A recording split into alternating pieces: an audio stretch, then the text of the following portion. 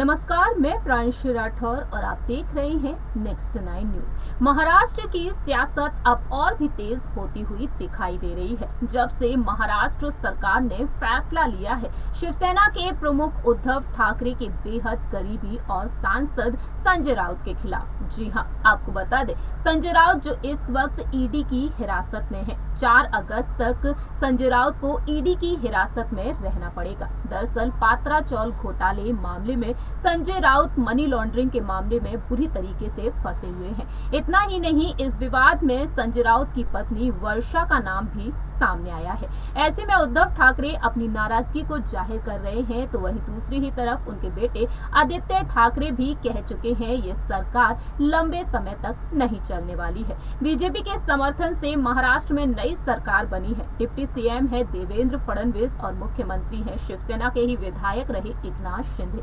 एकनाथ शिंदे अब कई बड़े ऐलान तो कर रहे हैं, लेकिन इस वक्त इंतजार है कि आखिरकार मंत्रिमंडल का विस्तार क्यों नहीं किया जा रहा है। आपको बता दें कि एकनाथ शिंदे मंत्रिमंडल के विस्तार पर अपनी बात रखे हैं कि जल्द ही मंत्रिमंडल का विस्तार किया जाएगा, लेकिन साथ ही साथ यहां पर चुनाव चिन्ह को लेकर भी उन्होंने अपनी बात रखी। दरअसल उद्धव ठाकरे सुप्रीम कोर्ट तक पहुंच गए हैं, क्योंकि वह नहीं चाहते हैं कि शिवसेना के चुनाव चिन्ह पर अब एकनाथ शिंदे आने वाले चुनाव लड़े।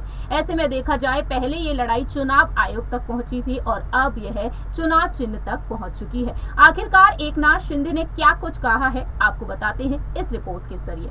महाराष्ट्र की राजनीति में सियासत अब और भी तेज हो चुकी है, जहां एक तरफ शिवसेना पहले से ही 2 गुटों में बटी हुई है। एक तरफ है मुख्यमंत्री एकनाथ शिंदे का गुट और दूसरी ही तरफ है शिवसेना के प्रमुख और पूर्व मुख्यमंत्री उद्धव ठाकरे का गुट। दोनों ही गुटों में अब शिवसेना के चुनाव चिन्ह को लेकर अब जंग छिड़ी हुई है। वहीं दूसरी ही तरफ शिवसेना के सांसद संजय राउत से ईडी लगातार पूछताछ कर रही है। मनी लॉन्ड्रिंग के मामले में अब संजय राउत पूरी तरह से फंसे हुए हैं। इसी बीच एकनाथ शिंदे ने अपनी बात रखी है। एकनाथ शिंदे ने चुनाव चिन्ह को लेकर अपनी बात रखी है। सुप्रीम कोर्ट तक ये मामला पहुंच चुका है। एकनाथ शिंदे ने कहा है कि मैंने अपने निर्वाचन क्षेत्र में बहुत काम किया है, इतना कि मुझे लोगों द्वारा चुने जाने के लिए चुनाव चिन्ह की आवश्यकता नहीं है।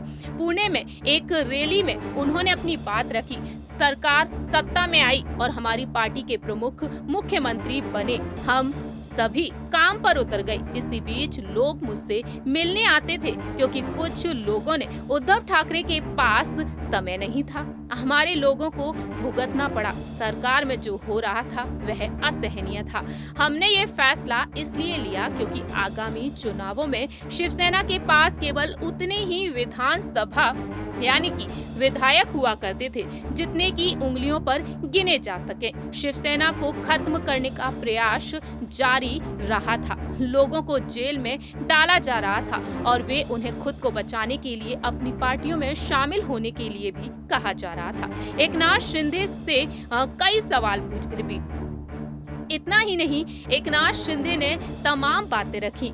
शिंदे ने अपने समर्थकों और नेताओं से मिलने का समय नहीं देने के लिए उद्धव ठाकरे की आलोचना भी की। वहीं अब उन्होंने डंके की चोट पर कह दिया है कि उन्होंने अपने राजनीतिक करियर में इतना कुछ किया है कि उन्हें चुनाव चिन्ह की जरूरत नहीं है, आवश्यकता नहीं है। देखना दिलचस्प होगा कि बीएमसी चुनाव में एकनाथ शिंदे देवेंद्र फडणवीस किस तरीके से जीत हासिल करते हैं। सुप्रीम कोर्ट इस जंग में क्या फैसला सुनाती है, आखिरकार असली शिवसेना कौन होगी, ये सुप्रीम कोर्ट के फैसले के बाद ही पता चलेगा। आप सभी ने देखा जाना इस रिपोर्ट के जरिए कि अब एकनाथ शिंदे कह चुके हैं कि उन्हें चुनाव लड़ने के लिए किसी चुनाव चिन्ह की जरूरत नहीं है। इस तरीके से देखा जाए तो उद्धव ठाकरे को वह कई झटके देते हुए नजर आ रहे हैं, क्योंकि डंके की चोट पर वह ऐलान कर चुके हैं। देखना दिलचस्प होगा कि आखिरकार देवेंद्र फडणवीस और एकनाथ शिंदे बीएमसी चुनाव में किस तरीके से क्या कुछ करके दिखाते हैं। 2.5 साल का कार्यकाल बचा है शिवसेना का और इन 2.5 साल के कार्यकाल में एकनाथ शिंदे आखिरकार क्या कुछ करते हैं। इस रिपोर्ट में इतना ही। बाकी की तमाम अपडेट्स के लिए देखते रहिए नेक्स्ट 9 न्यूज।